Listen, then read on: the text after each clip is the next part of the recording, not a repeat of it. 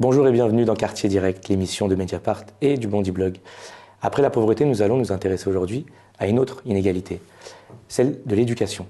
En cette fin d'année, ils sont plusieurs centaines de milliers à passer leurs examens de fin d'année, le brevet, le baccalauréat, le BTS. Partout en France, ce sont les mêmes examens que ces étudiants passent, mais ce sont vraiment les mêmes examens. À Bondy ou à Neuilly, à Bobigny ou à Paris, le baccalauréat, le brevet, le BTS ont-ils vraiment la même valeur ? Pour en parler avec nous, Faiza Zerwala, journaliste à Mediapart, spécialiste des questions d'éducation, que l'on connaît bien au Bondy Blog. Et puis à vos côtés, Dasha Tran, professeur d'anglais au lycée Jean Renoir de Bondy. Bonjour. Et Fabien Truong, sociologue et professeur à l'université Paris 8 de Saint-Denis. Bonjour. Je vous pose finalement à tous les deux la question que j'ai posée en introduction. Le bac à Bondy, est-ce que ça vaut vraiment la même chose qu'à Neuilly ? Vaste sujet. C'est pour ça qu'on va y consacrer l'émission. Je vais faire une réponse de sociologue. Oui et non. Ça dépend de qu'est-ce qu'on regarde et qu'est-ce qu'il y a derrière la question. Non, au sens où évidemment quand on a et ça c'est les effets de la ségrégation urbaine, de la non-mixité sociale, du fait qu'il y ait une accumulation de tout un tas de caractéristiques socio-scolaires qui font que voilà, dans les quartiers populaires on a une concentration d'élèves qui ont plus de difficultés que scolaires quoi, en comparaison que dans d'autres endroits. Donc de ce point de vue-là, ce serait très naïf et très naïf de dire que tous les lycées sont les mêmes, que les élèves sont les mêmes. Non, c'est pas vrai. Et donc il y a des difficultés qui sont concentrées, qui font que voilà, c'est pas tout à fait la même chose. Donc là, du coup, ça appelle toutes ces questions-là, à se demander quelles sont ces difficultés. Voilà, et est-ce que le bac y remédie ou pas, etc. Et puis de l'autre côté, on peut aussi répondre oui, au sens où déjà quand on regarde qu'est-ce que fait le bac, par exemple, en période de bac, qu'est-ce que fait le bac ou les diplômes d'une manière générale à ces élèves de milieu populaire, c'est déjà il y a un effet de légitimité, de légitimation. C'est-à-dire que avoir le bac, avoir le brevet, avoir un diplôme à l'université ou en STS, c'est des certificats de conformité, de légitimité. Ça vous rassure aussi dans le fait que vous valez autant que les autres, et dans une période où ces populations sont très stigmatisées, ça compte beaucoup. Donc de ce point de vue-là, ça a cette valeur-là qui est une vraie valeur, et qui est pas qu'une valeur symbolique, parce qu'il faut aussi se battre pour avoir ces diplômes-là. Et puis, on pourrait se dire aussi que non, si on suit justement les jeunes longtemps en fait dans leur trajectoire sociale et scolaire, on voit bien que, contrairement parfois à ce qu'on dit de manière un petit peu hâtivement, disons voilà un bac banlieue ou un diplôme banlieue, que voilà ces jeunes trouvent leur place dans la société française, sur le marché du travail. Alors, les chemins sont parfois plus longs, plus compliqués, voilà. Mais ces diplômes aussi, ils amènent en fait à des postes, à des reconnaissances, à des travaux. Donc ils ont aussi cette valeur-là. Donc voilà, je crois qu'on peut dire oui. Non. On va en parler de tout ça. On va un peu développer ce que vous avez introduit. Dasha Tran, même question. Est-ce que le bac que vous avez préparé avec vos élèves à Jean Renoir à Bondy, vous avez l'impression que finalement il était peut-être plus dur à préparer qu'ailleurs ? Alors, pour juste arriver sur le bac, théoriquement, le bac Bondy, il a la même valeur que le bac Neuilly, parce que c'est des copies anonymées, normalement, c'est la même valeur. Après, les diplômes d'université ou les conditions de travail pour mener au bac, clairement, sont pas les mêmes. Mais pour l'instant, théoriquement, le bac est le même. Si j'ai des élèves là qui vont nous dire qu'ils ont eu 17, 18 en philo, ils l'ont pas volé, parce que les gens, ils les connaissent pas, ils savent pas qu'ils viennent de Bondy, théoriquement, pour le bac d'aujourd'hui. Après, avec la réforme en cours, le bac devient local. Il y a une forte proportion de la note qui devient une note de contrôle continu, c'est-à-dire une note des contrôles pendant l'année. Et là, à partir du prochain bac, à partir de l'année prochaine pour le bac 2021 après, là, on pourra même plus dire que le bac Bondy et le bac Neuilly sera le même. Mais juste sur cette question du bac, pour l'instant, théoriquement, c'est la même chose. Mais justement, vous parlez de cette réforme sur laquelle on a énormément discuté ces derniers mois. L'une des craintes récurrentes pour les professeurs, c'est que introduire des spécialités, forcément, ça va créer des inégalités. Parce que certaines spécialités vont être disponibles dans certains établissements et d'autres ne pourront pas les proposer. Donc, on craint que cela ne crée un déséquilibre. Et on voit aussi que tout va dépendre des demandes. Ça va être difficile pour un élève qui veut absolument suivre une spécialité de demander une dérogation pour aller dans un autre établissement. Et les stratégies scolaires vont aussi être de plus en plus cruciales. Est-ce que cette réforme, c'est une réforme d'initié? Et à votre avis, est-ce qu'elle va réussir à accroître l'un des défauts de l'école française, à savoir qu'elle est ultra inégalitaire? Ben, ça risque d'être de pire en pire, parce qu'en fait, c'est une réforme qui est faite pour que l'éducation coûte moins cher en général, et c'est pas quelque chose qu'on a inventé. Par exemple, sur le système scolaire américain, on est aussi sur une espèce de scolarité à la carte, où vous voulez faire de la photographie, théoriquement vous pouvez, vous voulez faire du jardinage, de la musique, vous pouvez. Et ça crée et ça renforce des inégalités. Je vais juste rester sur le bac français du coup. Vous n'avez pas la même offre d'un lycée à un autre. Je vais prendre le cas très concret. Par exemple, vous, votre lycée, à quelle sauce va-t-il être mangé très concrètement, là, par exemple, à la il y avait, je vais citer le cas d'un élève qui n'avait pas des super bonnes notes en maths en seconde et qui, à l'époque, vu qu'on avait encore S, ES et L, avait fait le choix de refaire une seconde. Ce qui est quand même un choix difficile à faire. Pour prétendre à la filière de pour son se choix. dire, voilà, ça n'a pas marché cette année-là pour X raisons. L'année prochaine, je vais y arriver parce que ces problèmes-là ont été résolus. Sauf que lui, là, il se retrouve sans S parce que ça n'existe plus. Alors, donc, il faut dire que, pour ceux qui n'auraient pas suivi avec attention, que dans le cadre de cette réforme, il n'y a plus les séries littéraires, scientifiques, économiques et sociales. Chaque élève compose un peu son trio de spécialités. Voilà, il y a un tronc commun de sept spécialités, enfin 7 disciplines auxquelles il faut ajouter des spécialités. Voilà. Et par exemple, les mathématiques deviennent une spécialité. Donc voilà, à partir de la première. Oui. Tous les élèves ne suivront pas forcément des cours de maths en première et terminale. Pour nous, c'est très problématique parce que dans la vie, dans votre vraie vie, faire des calculs, faire des comptes, ce ne sera pas une option en fait. Mais du coup, pour reprendre le cas très concret de cet élève, lui, il savait en tout cas quelque chose qui l'intéresse, c'est l'informatique. Il y a beaucoup d'élèves à 14 ans, de jeunes à 14 ans, ils ne savent pas. Lui, il sait, voilà, c'est ça qui m'intéresse. Et donc, il fallait des maths. Il faut des maths pour ça. Et donc là, il refait sa seconde, il a des meilleurs résultats en maths. Et normalement, là, il y a une spécialité qui arrive qui est sciences numériques et informatique. Numérique, pardon, et sciences informatiques. Et cette carte-là, on ne l'aura pas. On ne pourra pas jouer cette carte-là dans mon lycée l'année prochaine. Sans compter que les enseignants n'existent pas encore, sachant que le CAPES d'informatique est créé qu'en 2020. Mais là, pour lui, quand même concrètement, déjà il se retrouve coincé, comme beaucoup d'autres jeunes, dans un environnement social et culturel et scolaire de pauvres où on n'a pas les moyens de les former sur des choses qui sont quand même pas absurdes. Enfin, oui, on veut qu'ils puissent faire du numérique, on veut que les élèves puissent faire de l'informatique, mais là, il ne pourra pas, et il n'y aura pas de dérogation possible. Et avec la formule actuelle, il aurait pu faire de l'informatique à Jean Renoir, ou alors il aurait quand même dû... Il aurait pu faire son bac S et ensuite faire une école qui le mène vers certains métiers qui lui plaisent, comme ça aurait été possible pour n'importe qui avant qui voulait se diriger vers l'informatique. Sauf que là, tous ces élèves qui veulent faire de l'informatique chez nous, tant pis pour vous. Et est-ce qu'il y a un aspect social, territorial dans cette forme d'inégalité? Est-ce que vous êtes moins bien lotis que des lycées dans d'autres départements? Forcément. Parce que nous, par exemple, l'année prochaine, on n'aura pas littérature, langue et culture de l'Antiquité, on n'aura pas sciences de l'ingénieur, on n'aura pas numérique, sciences informatiques. Et pour les arts, on aura uniquement les arts plastiques. Alors que littérature et langue et culture de l'Antiquité, il y a un biais social dans cette spécialité. C'est une façon de combler un peu les manques en culture générale, de pallier certains... C'est un peu comme si c'était la même chaîne de restaurants partout en France, mais que le menu n'était pas le même. Voilà, et il y a des gens qui ont plus de choix que d'autres. Ouais. Ouais, puis il y a ça, on est du côté de l'offre, mais en fait, si on s'intéresse un petit peu à comment ça fonctionne, derrière ça, il y a la philosophie du choix, en fait. L'idée qu'on donne le choix aux élèves et que c'est bien, etc. Alors, c'est vrai qu'en théorie, c'est sympa d'avoir le choix dans la vie. Par contre, en pratique, alors c'est là aussi, il faudra se demander comment elle va être mise en place très, très concrètement. Mais là, je parle concrètement, on a peu de réponses, puisque on navigue un petit peu à vue cette réforme, et c'est la question de l'accompagnement, en fait, pendant le choix. Alors, le gouvernement dit qu'ils en sont conscients, qu'ils vont accompagner, etc. Sauf que on doit être sur des accompagnements très, très profonds, parce que quand on regarde, alors il suffit de regarder la question du choix, on voit bien avec APB, avec Parcoursup, etc., que, en gros, être instrumental par rapport à ces études, c'est en fait l'environnement familial et social qui joue à fond.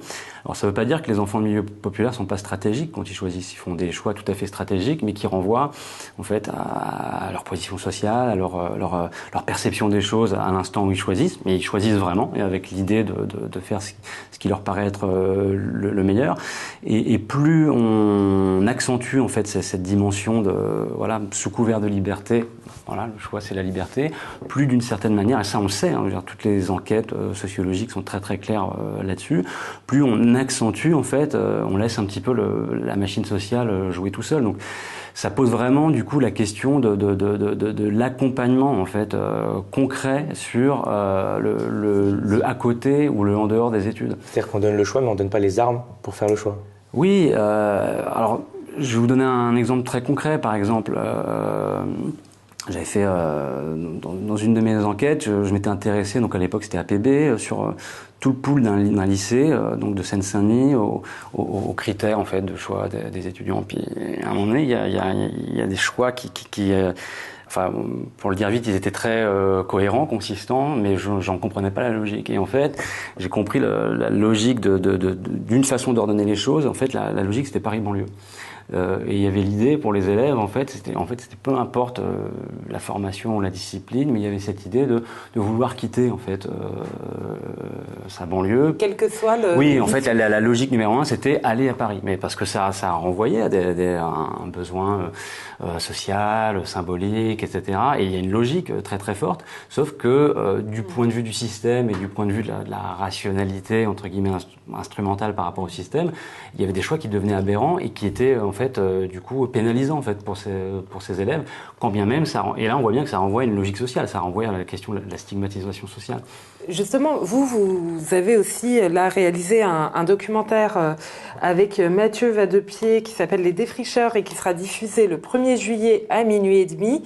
Mais ceux qui n'aiment pas sur France 3, pardon, et ceux qui ne veulent pas veiller tard pourront le regarder en replay tout le mois de juillet. Donc ce documentaire, vous suivez une dizaine de jeunes qui s'interrogent un peu sur leur avenir, des jeunes de quartiers populaires. Déjà, qu'est-ce qui vous a marqué dans ce travail et par ailleurs, il y a une scène où il y a un des jeunes qui explique que finalement le système est bien fait et que si lui n'arrive pas à aller dans un bon établissement, c'est parce qu'il n'a pas assez travaillé. Est-ce que justement les jeunes sont conscients de ces difficultés structurelles du système et par ailleurs, est-ce que ils ont conscience que parfois ils pratiquent l'autocensure dans leurs choix? Oui, alors déjà vraiment pour revenir sur la question du choix, donc dans ce film-là, notamment on suit pendant 2 ans et demi 3 jeunes donc, qui sont Brandon, Faïda et Amine, et on voit très bien en 2 ans et demi à quel point les choses évoluent. Et donc du coup, il y a cette idée aussi qui est importante. Plus tôt on a une logique un peu de choix instrumentaux, plutôt aussi on risque, alors je dis on risque parce qu'il faut voir comment cette réforme va être appliquée concrètement et localement aussi, mais on risque en fait de graver dans le marbre en fait des choix qui sont très circonstanciés, qui sont très, et ça c'est une vraie difficulté. Et dans ce film-là, du début du film jusqu'à la fin du film, sans révéler ce qui se joue, mais bon en gros... Avec les témoignages aussi d'anciens élèves qui reviennent leur expliquer comment ils ont fait tel ou tel choix, et à un moment... sans déflorer l'intégralité du film, il y a la question de HEC qui se pose et il y a un débat qui se noue entre les jeunes qui se disent mais pourquoi moi je ne pourrais pas aller à HEC et alors qu'un autre l'a évacué d'office. Et on voit que quand ils ont 17-18 ans, Brandon, Faïda et Amine, ils doivent faire un choix d'ailleurs, ils doivent s'orienter, ils émettent un choix très très clair. Et 2 ans et demi après, on n'est plus du tout, on est ailleurs parce qu'il s'est passé beaucoup de choses, et il s'est passé aussi, alors vous disiez la question on voit aussi la force du système aussi, où très très vite on intègre tout un tas de contraintes et d'illégitimité, ça c'est pas nouveau, c'est Pierre Bourdieu qui expliquait ça très bien avec la violence symbolique, et on voit cette force aussi c'est-à-dire que, et on peut se poser la question que plus tôt on organise les choses sur le mode du choix, il y a aussi une sorte de culpabilité qui va avec. C'est parce que en fait, qu'est-ce qui se joue? C'est-à-dire l'idée, j'avais le choix, donc j'avais des possibles. je me suis trompé puisque j'ai fait un mauvais choix et donc c'est de ma faute. Et donc, alors encore une fois, je fais pas de procès d'intention, mais on voit bien qu'en tout cas à mettre le choix comme ça très en avant, ça en fait responsabilise très très tôt des jeunes qui sont souvent pas en état en fait dans cette position-là. Donc ce que je veux dire par là, c'est que tout ça, ça nécessite un accompagnement, je dirais, socio-pédagogique très très fort et probablement beaucoup plus intense que ce qu'on peut lire en fait dans les modules d'accompagnement. Parce que ça nécessite aussi une formation de la part des enseignants, de la part des adultes en fait qui entourent tous ces jeunes. Et cette formation, pour l'instant, n'existe pas. Derrière la question du choix finalement dont vous parlez, la question de l'orientation, si on prend une classe d'âge, une classe de 6e à Bondy et une classe de 6e ailleurs, on se rend compte qu'il y en a moins, j'imagine que c'est chiffré, il y en a moins qui arrivent au bac, donc déjà le bac c'est une sorte de perspective qui est moins évidente, et il y en a beaucoup de ceux qui arrivent au bac qui vont dans les filières professionnelles. Est-ce que finalement il n'y a pas aussi un enjeu sur l'orientation où le bac c'est moins évident et c'est moins naturel pour un jeune de Bondy qu'ailleurs? Ouais. Puis derrière cette question de l'orientation, je pense qu'il y a vraiment la question de la transmission en fait. Et c'est vraiment l'objet du film des Défricheurs, c'est-à-dire que on voit des jeunes, des anciens jeunes. Alors on est toujours le jeune d'un autre. Qu'est-ce qu'ils sont jeunes, on sait plus trop, mais qui étaient en fait à la place de ces lycéens il y a 2, 3, 4, pour certains il y a plus longtemps, qui reviennent témoigner. Qui en témoignant en fait disent voilà moi j'étais à ta place ici il y a 2 ans, il y a 3 ans, il y a 4 ans, je pensais ça et j'ai vécu ça et voilà ce qui m'est arrivé. Et en fait nos 3 personnages principaux, Brandon, Amine et Faïda, aussi font ce chemin-là, c'est-à-dire qu'ils vont revenir à la fin du film au lycée et on voit dans cette transmission que justement et c'était un peu le moteur du film au départ, on a vu à quel point ça ouvrait les choses en fait, le fait d'avoir cette incarnation en fait, parce que quand on parle de choix aussi, on parle de rationalité, d'instrumentalisation, mais très souvent aussi c'est très affectif, c'est très émotionnel. Il y a la notion de modèle aussi, de rôle modèle. La notion de modèle, exactement, et de pouvoir se dire que ah oui, ce chemin c'est possible, enfin aussi quelque chose qui est très important, le droit à l'erreur. C'est-à-dire quand vous avez des jeunes qui vous ressemblent, qui sont un peu passés par les mêmes chemins, qui vous disent voilà, en fait, tu vois, j'ai fait ce choix-là, c'était entre guillemets un mauvais choix, mais je m'en suis rendu compte, et puis j'ai rebondi, et c'est vrai que le droit à l'erreur aussi, c'est un vrai sujet dans le système éducatif français, parce que les passerelles sont pas nombreuses. Les passerelles sont peu nombreuses, on conçoit quand même très généralement l'erreur, comme une sanction. On a un système qui note beaucoup. C'est ce que vous disiez d'achat sur l'élève qui doit redoubler finalement. Refaire une classe pour réussir ce qu'il veut faire, pour faire le parcours qu'il veut faire. Quoi. Là, par exemple, c'est terminé. Le fait de vouloir se reconvertir, de se dire, par exemple, ça, j'ai essayé, finalement, c'est pas ça, c'est terminé. Et justement, l'accompagnement, il y a une figure dans les quartiers populaires qui est un peu contestée, qui est celle de la conseillère d'orientation. Avec une sur-orientation dans la voie professionnelle, par exemple, pour les garçons, beaucoup, parce qu'on sait que c'est très genré. Est-ce que la réforme va rendre... est-ce que c'est pas un paradoxe plutôt que cette réforme, on ait besoin d'accompagnement très, très serré, comme vous l'avez expliqué, mais dans le même temps, les postes disparaissent et les CIO, donc les centres d'orientation, vont fermer. Ça, est-ce que c'est un besoin que vos élèves vous témoignent ? Là, par exemple, on part sur un nouveau bac avec énormément de zones d'ombre où on ne sait pas plein de choses. Et donc, on va avoir beaucoup d'élèves qui vont avoir des questions totalement légitimes et nous, on n'a pas encore les réponses. Par exemple, l'articulation entre, par exemple, si je prends telle et telle combinaison, qu'est-ce que je vais pouvoir faire après ? Par exemple, j'aimerais faire ce métier. Est-ce que je dois prendre ça ? Ah, mais mon lycée, il l'a pas ? Est-ce que je peux partir ? Qu'est-ce que je fais ? Comment je fais ? C'est plein de questions qui sont très complexes et vu que les conseillers d'orientation, comme nous, en fait, c'est toujours une logique de faire plus avec moins, de gérer des milliers d'élèves pour elles, pas pour nous, et de gérer donc les questions de tous ces élèves-là. Elles essayent de faire des réunions avec nous, par exemple, pour informer les parents. Mais il y a eu des volontés, je ne sais pas si vous avez vu, il y a des mails qui avaient fuité de recteurs, je crois, qui expliquaient que le moins de réunions possible, le mieux. Qu'il ne fallait pas que les professeurs et surtout les personnes qui ont un peu plus de clés que nous puissent parler aux parents. Et c'est là que je rebondis sur ce que vous disiez tout à l'heure sur l'autocensure, la censure du système. J'ai une collègue, par exemple, qui apporte sa pierre à l'édifice de déconstruire certaines choses et elle fait des sorties d'observation sociologique avec ses élèves et elle s'est concentrée sur la ligne 2. pour leur montrer le triangle d'or d'un côté et la goutte d'or de l'autre. Donc la ligne 2 qui traverse Paris de bout en bout, des quartiers les plus favorisés aux plus défavorisés. Et donc les élèves se sont bien rendus compte que par exemple quand on se promène dans les quartiers chics et que les gens dans les boutiques ferment les boutiques quand on passe et nous font signe clairement de la main que nous on rentre pas, alors que clairement on est une sortie scolaire, on est un groupe de jeunes avec des adultes. Et donc les élèves intègrent le message. C'est pas juste nous, c'est pas notre imagination, c'est pas nous qui croyons que les élèves de banlieue, que les jeunes de banlieue, on est mal vus, on n'est pas acceptés. Non, c'est très clair quand on fait le tour de. Là-bas, c'est pas pour moi, quoi. C'est pas le message qu'ils intègrent, c'est que ils veulent pas que je sois là. Et c'est pour aussi ça qu'on fait des sorties comme ça pour leur dire non, vous êtes chez vous ici, vous allez où vous voulez, vous faites les études que vous voulez, on va se débrouiller, on va faire comme on peut, on va bricoler.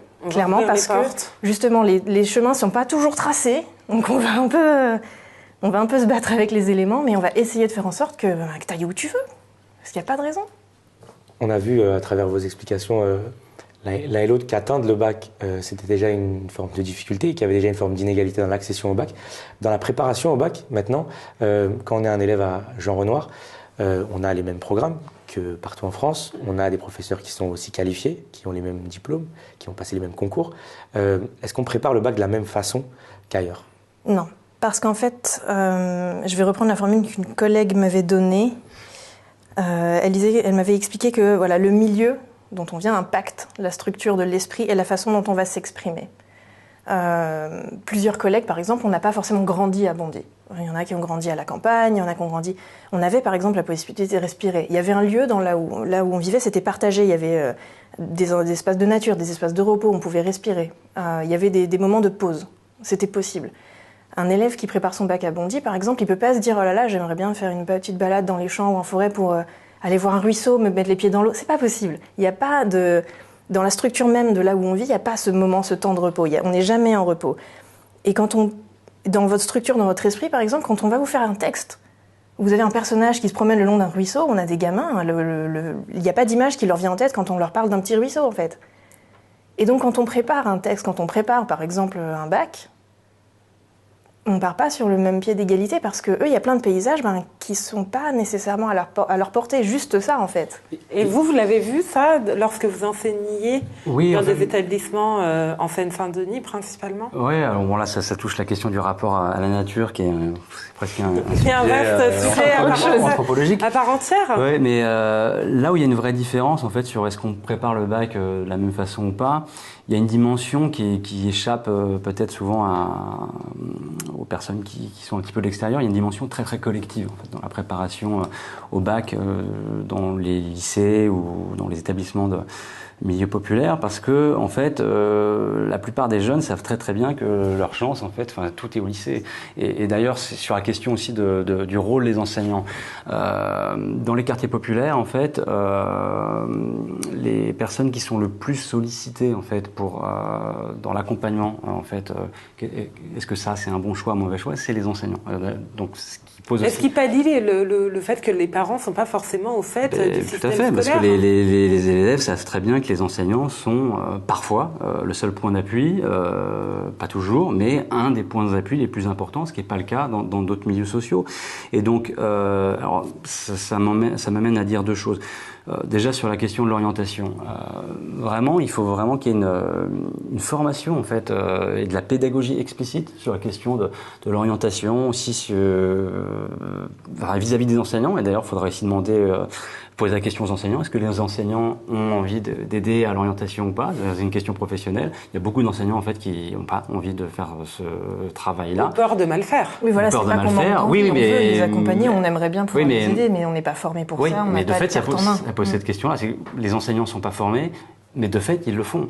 Et donc, et ça revient toujours à la question de la pédagogie implicite. Quand on est dans ce rapport-là, c'est la machine sociale qui joue toute seule. Je vais vous donner un exemple très concret. Moi, quand j'étais enseignant, en terminale, tous les élèves venaient me demander, poser plein de questions sur les BTS, les IUT, qu'est-ce qu'il fallait choisir, carrière sociale, management, etc. Je n'avais aucune idée parce que, et comme la plupart, et ça renvoie à la question de la sociographie de qui sont les enseignants dans les quartiers populaires, majoritairement, sont plutôt issus de milieux plutôt favorisés, ont plutôt un parcours de bon élève. Donc ils viennent avec leur trajectoire sociale et leur connaissance d'un certain monde social. Et moi, j'étais bien en peine de pouvoir répondre à ces questions-là parce que quand j'avais 18 ans, pour moi, mes options, elles n'étaient pas là, elles étaient ailleurs. Et donc, j'ai dû me former un peu sur le tas. Et puis après, du coup, je me suis dit que j'allais faire de la sociologie. Mais c'est des vraies questions, cette question de la pédagogie explicite. Et je pense que là, cette philosophie du choix qui abonde dans la réforme, elle devrait poser encore beaucoup plus loin cette question-là. Et je reviens sur la question du bac collectif. Pourquoi le bac est un moment collectif? Parce que le bac, c'est plus qu'un diplôme. Parce que vous l'avez dit, avoir le bac, c'est déjà quelque chose. Et c'est très ambivalent parce que c'est à la fois être comme tout le monde, donc comme les jeunes du Triangle d'Or, par exemple, mais c'est aussi par rapport à tous les copains et les copines. Un peu l'élite du quartier, ou de la famille parfois, ou de la fratrie. C'est être un intellectuel. Et je dis ça sans... C'est de la fierté, oui. Le Bien sûr. premier, celui qui a eu le parce que vous portez sur vos épaules un mandat collectif, vous réussissez aussi. Et d'ailleurs, moi j'invite les personnes qui s'intéressent à ces questions-là à venir assister aux résultats du bac. D'ailleurs, c'est dans le film, on a filmé ces résultats du bac. Le jour où les jeunes, reçoivent leurs résultats, dans les quartiers populaires, c'est des moments de fête, c'est des moments très collectifs, c'est des moments d'effervescence. Bon, vous allez dans des lycées plus bourgeois, on va dire, c'est très silencieux, les couloirs. C'est une formalité, quoi. Oui, et puis d'ailleurs, les élèves n'ont même pas ce besoin de venir célébrer ce moment-là avec les autres, puisqu'ils regardent sur leur smartphone. Oui, et c'est comme ce fétichisme du diplôme. Encadré dans le salon familial. Ouais. C'est un rituel républicain. On parle beaucoup ça reste un rituel républicain, et pour des jeunes qui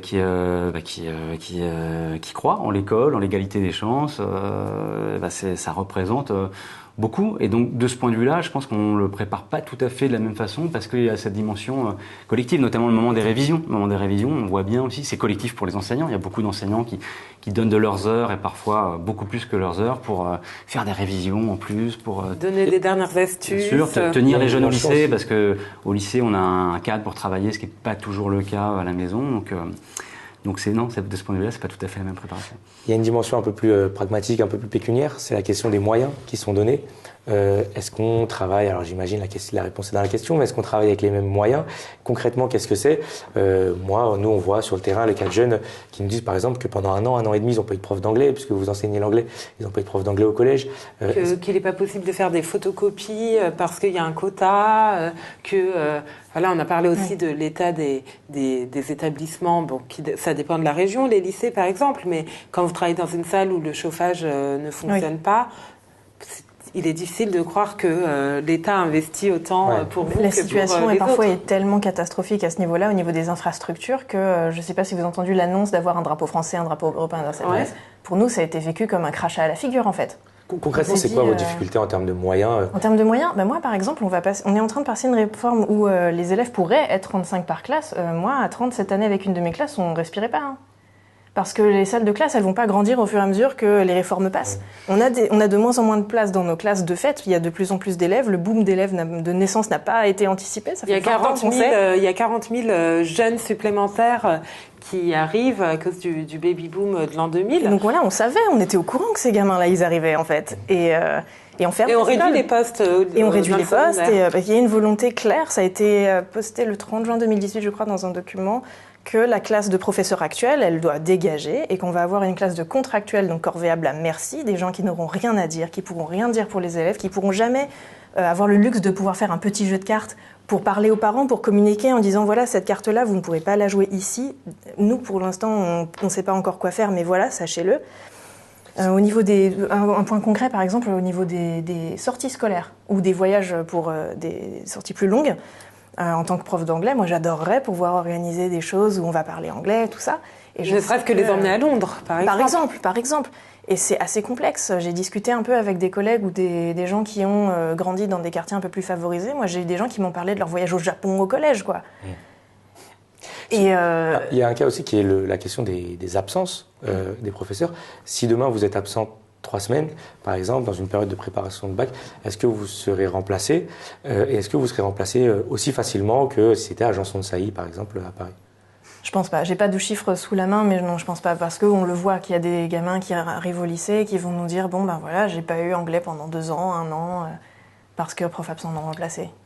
Ouais, bah ça pose aussi la question sur toutes les questions des profs non remplacés dans les quartiers populaires et de la précarisation du métier aussi dans les quartiers populaires. Ça renvoie à une question de fond qui est la question de la considération du métier d'enseignant.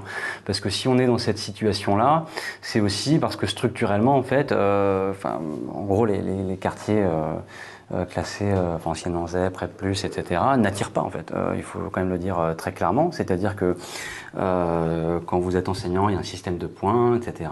Et donc, en gros, ce sont des choix de dernier recours. Donc, ce sont de débutants aussi. Voilà, de débutants, parce qu'en fait, on a peu de points quand on est débutant. Enfin, ça par défaut. Donc, non, mais donc c'est beaucoup plus large. La question des questions populaires, des quartiers populaires de manière générale, ça renvoie à l'image en fait qu'on a de ces quartiers, des personnes qui sont extérieures à ces quartiers. La majeure partie des entrants enseignants, ne proviennent pas de quartiers. Donc voilà, ils viennent un petit peu à reculons, il faut le dire. Et donc, pourquoi ils viennent à reculons aussi? Parce que la mission d'enseignant dans ces quartiers, elle n'est pas valorisée. Elle n'est pas valorisée par rapport au salaire. Elle n'est pas valorisée par rapport à la question des déplacements, des mobilités. Et puis l'idée que, au fond, enseigner aux jeunes qui ont le moins, c'est pas une tâche noble. Or, on pourrait quand même revenir un petit peu au fondement de la promesse républicaine. La noblesse de la tâche, elle est là en fait, au fond. Mais ça passe par la question de la considération. Et je pense aussi que si les enseignants étaient plus considérés et l'enseignement dans les quartiers populaires était plus considéré, on aurait d'autres types d'enseignants qui viendraient aussi à ce métier-là, il faut le dire, et on y viendrait différemment. Ça veut dire par exemple qu'il y a moins de professeurs agrégés dans les lycées, dans les collèges? Oui, alors par exemple sur la question, on sait très bien que par exemple un enseignant coûte plus cher, par exemple dans le 16e arrondissement qu'à Bondy. Mais pourquoi il coûte plus cher? C'est pas parce qu'on ne paye plus, c'est parce qu'il y a des effets mécaniques. C'est-à-dire que ce sont des enseignements qui sont... Alors, un agrégé coûte plus cher que quelqu'un qui a le CAPES, et quelqu'un qui a le CAPES coûte plus cher que quelqu'un qui est contractuel. Et ce sont des enseignants qui sont plus vieux aussi, la question des points. Donc plus vous êtes vieux, entre guillemets, plus votre traitement augmente. Votre traitement augmente, et parce que... alors, c'est mécanique. Donc il y a un côté mécanique, mais qui renvoie à cette entrée dans le métier, et où est-ce qu'on a envie d'aller ou pas, quoi. Puisqu'on parle d'argent, tant qu'on y est, une question sur les moyens financiers dont on dispose. Est-ce que quand plus papa et maman ont d'argent, pour parler trivialement, plus on a de chances d'avoir le bac? Est-ce qu'il y a des stratégies peut-être liées aux cours particuliers, liées à des prépas privés? Est-ce que ça aussi, ça entre en ligne de compte? Nous, par exemple, au lycée, on essaie de mettre en place un système d'accompagnement un peu personnalisé parce qu'on sait qu'on a besoin de petits groupes pour avancer, pas que dans les langues. Et donc, on a des collègues qui font du tutorat, qui vont suivre un élève, 2 élèves, plusieurs pendant toutes les semaines, soit pour un point, quelque chose de ponctuel, soit plusieurs années. Et c'est quelque chose qui pourrait ne pas continuer parce qu'en fait, il faut des sous pour ça. Et ça compense un vrai manque. Vous voyez que vos élèves en ont besoin, entre guillemets, parce qu'ils n'ont pas forcément à la maison... parfois, c'est une question de place aussi. Enfin, Faiza, tu as aussi travaillé sur ces questions, mais parfois, à la maison, il n'y a pas de place. On est 4, 5 frères et sœurs, il n'y a pas l'endroit, il n'y a pas la sérénité, il n'y a pas de bureau. Et il n'y a pas de référent aussi. Il n'y a pas de possibilité de dire « Ah ben tiens, j'ai un problème pour comprendre l'exercice de maths. Papa, aide-moi » quand on a des parents qui ne maîtrisent pas forcément le système scolaire ou qui travaillent, qui ont des horaires décalés. C'est plus compliqué. Est-ce que c'est aussi là Et puis, il y a cette question de la disponibilité d'esprit. Quand vous avez la pauvreté des jeunes, c'est quelque chose qui a un impact. J'imagine que vous avez des jeunes peut-être qui travaillent déjà en parallèle, qui essayent qui n'ont pas la disponibilité d'esprit ni physiquement, parce que c'est bien mignon de proposer un tutorat. Moi, j'ai un emploi du temps, mes élèves ont des emplois du temps, les élèves ont des emplois du temps. Là, par exemple, je sais que j'ai 2-3 guerrières et guerriers qui ont accepté de venir le mardi à 18h pour me voir jusqu'à 19h. Mais après, l'élève qui fait un 8h-18h, je ne peux pas lui jeter la pierre si il ou elle n'a pas envie de venir me voir pour un tutorat à 18h. Ou qu'il a un babysitting, ou qu'il travaille au fast-food. Ou doit partir à l'aéroport pour aller vendre des trucs dans les boutiques duty-free. Donc je peux pas non plus... Ça, je reprends sur ce que vous disiez par rapport au coût. Il y a aussi le coût de la formation. On n'est pas formé, en fait. On est peu formé. Par exemple, devenir professeur, moi, un des challenges que j'imaginais, c'était de parler à un groupe. et parler à un groupe d'enfants ou d'adolescents ou d'adultes selon là où on allait m'envoyer. On a eu 0 minute de formation en psychologie de l'ado ou en psychologie tout court, même pas... Et du coup, quand on envoie quelqu'un, quand on va dire à bébé prof, tu vas dans le 93, bébé prof se pose beaucoup de questions parce que... Et il y a toutes les images d'Épinal qu'il a en tête sur je vais enseigner en Seine-Saint-Denis, mon Dieu, qu'est-ce qui va m'arriver ? Bébé prof a déjà peur de parler à un groupe, peut-être. Dans l'absolu, et puis alors avec la crainte et puis effectivement le manque de repères, on a du mal à s'identifier à ces élèves, peut-être qu'on les connaît moins, ce que vous disiez Fabien sur les parcours. Ouais, là je vais prêcher un peu pour ma paroisse parce que c'est vrai que très souvent dans la formation on pense à des choses qui sont importantes. De pédagogie pure. Porter la voix, etc. Mais là ma paroisse de sociologue, il y a quand même une formation en fait sur la sociologie et la sociographie du milieu dans lequel très souvent on arrive et qu'on découvre comme ça par le bas avec beaucoup de bonne volonté, mais la bonne volonté très souvent ça suffit pas et même parfois ça fait perdre du temps. Et donc il y a quand même quelque chose qui est un peu structurel, c'est-à-dire que quand on a des jeunes enseignants qui, pour beaucoup, en fait, quand ils sont nommés dans leur premier poste dans un quartier populaire, découvrent en fait l'altérité sociale. Enfin, c'est aussi simple que ça. Eh bien, il y a tout ce qu'on comprend pas et qu'on connaît pas, qui est aussi accentué par le fait qu'en France, on a beaucoup pensé l'école comme un sanctuaire. Hein. C'est-à-dire que l'idée que l'école, elle est coupée en fait de la famille, du quartier. Donc, il y a beaucoup de choses qu'on sait pas. Et que les débats de société n'entrent pas. Oui, alors, mais même si je dirais, c'est sur les conditions concrètes en fait d'existence des enfants, etc. À vouloir neutraliser les choses aussi, il y a plein d'informations hyper importantes qu'on ne connaît pas. Et donc, c'est vrai que ça semble nécessaire quand même pour tous les néo-entrants d'avoir une formation en sciences sociales, en sociologie, sur quel est le public, quel est le contexte, ou même des choses très simples. C'est-à-dire que quelle est la place de l'établissement dans l'économie morale, symbolique et physique du quartier, par exemple. Très souvent, il y a beaucoup d'enseignants qui peuvent passer 2-3 ans sans comprendre que parfois il y a des choses qui se jouent à ce niveau-là. C'est l'endroit par rapport à tel quartier, tel tour, par rapport à telle autre structure jeunesse. Et puis des rivalités. Par exemple. Et donc ça, il faut aussi prendre ce temps de formation, de connaître son environnement local.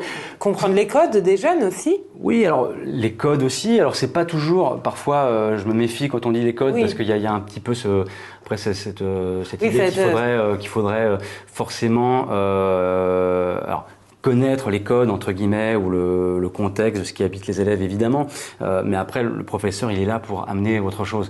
Mais comprendre leurs codes sociaux. Oui, tout simplement pour pouvoir interagir, pour pouvoir aller au fond en fait d'une relation pédagogique. Bienveillante au sens de prendre en considération en fait l'autre par rapport à ce qu'il est et pour ce qu'il vit. Et c'est à partir de là que vous commencez la pédagogie. Parce qu'avant, vous travaillez sur des stéréotypes, des représentations, vos propres représentations. Et si vous ne les avez pas explicitées, vous travaillez très souvent à vide. Donc ça, pour toutes les questions d'orientation, c'est fondamental.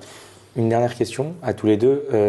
Sur l'après, finalement, une fois qu'on a le bac, donc le diplôme c'est le même, tu parlais Faiza de ce diplôme un peu sanctuarisé. Le diplôme, c'est le même. Après, comment on le valorise ? Est-ce qu'on le valorise de la même façon ? Est-ce qu'on l'utilise de la même façon ? Vous êtes professeur, Fabien, à l'université.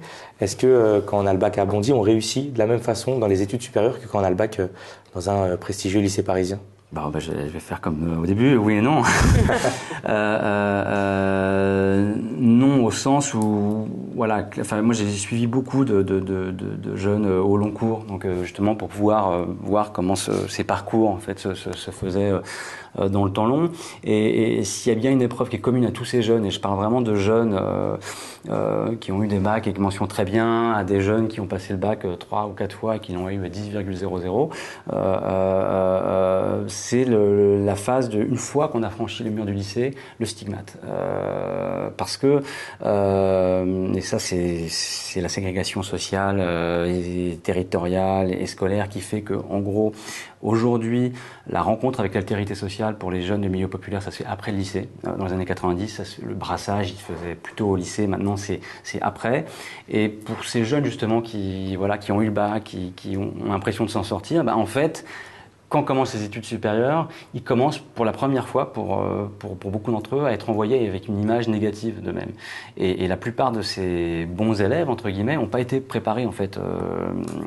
Parce qu'ils étaient les bons élèves dans leur lycée, c'est ça. puis Et du coup, il se joue la question de la honte sociale qui est très très forte. Ça nous renvoie en fait notre manque de culture, notre manque de... Oui, votre manque de parfois tout, entre guillemets, par rapport... Mais c'est des questions des ajustements. Alors, le caractère anomalie statistique. Oui, et puis le fait d'être désajusté, tout simplement, désajusté avec tous les petits codes qui font que pour tel étudiant, ça va à peu près rouler, et que pour un autre, rien n'est évident, en fait. Et parfois, on arrive, pardon, je vous coupe, mais moi, je suis arrivé en classe préparatoire, par exemple, avec des lycéens des étudiants qui avaient le même bac que moi, et on se rend compte qu'ils ont fait un programme et demi, qu'ils sont déjà allés plus loin, qu'ils ont avancé, et que nous, finalement, on a fait tout juste le programme, et encore, c'était ric-rac. Est-ce qu'il y a ça aussi, dans le fait que finalement, on l'apprend à un moment, on prend cette réalité en pleine face. Oui, à un moment ou à un autre, tout à fait. On avait l'impression d'être le meilleur chez soi et puis d'être le plus nul là-bas. Ouais. Mais alors, en même temps, il faut relativiser ça parce que donc il y a cette difficulté qui est très forte et très souvent c'est assez récurrent. C'est une ou deux années, très très dures dans la vie de ces jeunes. Et puis après, on voit qu'il y a aussi il y a plein de façons de faire face. Donc, je détaille pas, mais il y a un ajustement. Il y a un ajustement qui se fait globalement, mais au prix de beaucoup de souffrances. Que dit une des filles de votre documentaire en disant ces 2 années de classe préparatoire, vous mettez votre vie de côté et vous travaillez très très fort. Oui, alors derrière le travail, qu'est-ce qu'il y a aussi ? C'est pas que le travail justement, c'est aussi apprendre à s'autoriser que voilà, on a sa place ici, qu'on est légitime. Et là, on voit que, et ça se fait, mais ça prend souvent du temps et c'est difficile. C'est parce que je joue toujours la question de la trahison. En fait, est-ce que en fait, en gros, si je réussis là-bas, est-ce que je suis pas en train de trahir les miens ? Ce qui est très très fort, puisque je vous disais tout à l'heure qu'il y avait un mandat collectif, qu'on représente aussi les siens. Et dès l'instant où on commence à faire ce que j'appelle la bascule, c'est-à-dire qu'au moment où on arrive à comprendre que voilà, on peut apprendre des codes de sans là-bas, trahir sa classe, mais qu'on peut aussi dire à un moment donné que je suis de banlieue, je suis musulman, ou je fais telle ou telle chose, ou parfois le week-end je vais dans tel ou tel endroit. Là, à ce moment-là, ça devient très très habilitant. Et de fait, on voit bien aussi que toutes les institutions dans les études supérieures commencent à s'en rendre compte parce que de plus en plus, il y a ce discours, alors qui est parfois aussi très démagogique sur la diversité, de dire avec tous ces dispositifs spéciaux. Oui, mais de dire aussi les jeunes de quartier arrivent avec leur énergie ou leur rage de vaincre. Voilà. Oui, parfois c'est un petit peu caricatural aussi. La méritocratie portée à son paroxysme. Et vous, Dachatran, est-ce que vos élèves, c'est vraiment la dernière question, est-ce que vos élèves, cette dimension justement des difficultés de l'après, est-ce que c'est quelque chose qu'ils envisagent ? Il y a Parcoursup, j'imagine, c'est la première... Nous, on essaye de leur donner quand même... on ne veut pas les endormir jusqu'au bac et qu'après, ils se cassent la figure en découvrant que le monde n'était pas prêt pour eux ou qu'eux n'étaient pas prêts pour le monde. C'est pour ça que ma collègue Merta, par exemple, faisait ces balades sociologiques pour leur montrer que voilà, vous avez votre place, mais il faudra quand même vous battre pour avoir votre place. C'est quand même... Concrètement, ils arrivent à avoir des affectations, par exemple à Paris, là il y a eu les résultats de Parcoursup, en tout cas les premiers tours. Alors là, pour l'instant, on a quand même un certain nombre d'élèves qui n'ont pas ce qu'ils voulaient ou qui n'ont pas tout court. Après, on n'en est pas à la fin du processus. Donc je vais pas trop m'engager là-dessus, mais je vais juste revenir sur le fait que voilà, on essaye quand même à notre niveau de faire ce qu'on peut pour à la fois les ménager et à la fois les préparer. C'est un exercice constant d'équilibriste. Et ce qui est très très très complexe avec la réforme à venir, parce que là, du coup, on savait que ce serait compliqué pour eux plus tard, mais là, maintenant, ça peut être que pire en fait. On est assis sur une branche, on est en train de la scier, c'est comme pour l'hôpital public. C'est compliqué pour nous d'essayer de leur dire que ça va aller parce qu'on sait que pour l'instant, ça va pas aller, quoi. Parce que les inégalités s'agrandissent et j'ai envie de leur dire oui, avec ton bac de Bondy, tu vas conquérir le monde, mais pour l'instant, j'ai pas ce luxe, quoi. Eh bien, ça sera le mot de la fin. Merci à tous les trois. Merci Faiza, merci à Dachatran et Fabien Truong pour cette émission. On se retrouve bientôt pour un prochain numéro de Quartier Direct avec Mediapart et le Bondy Blog.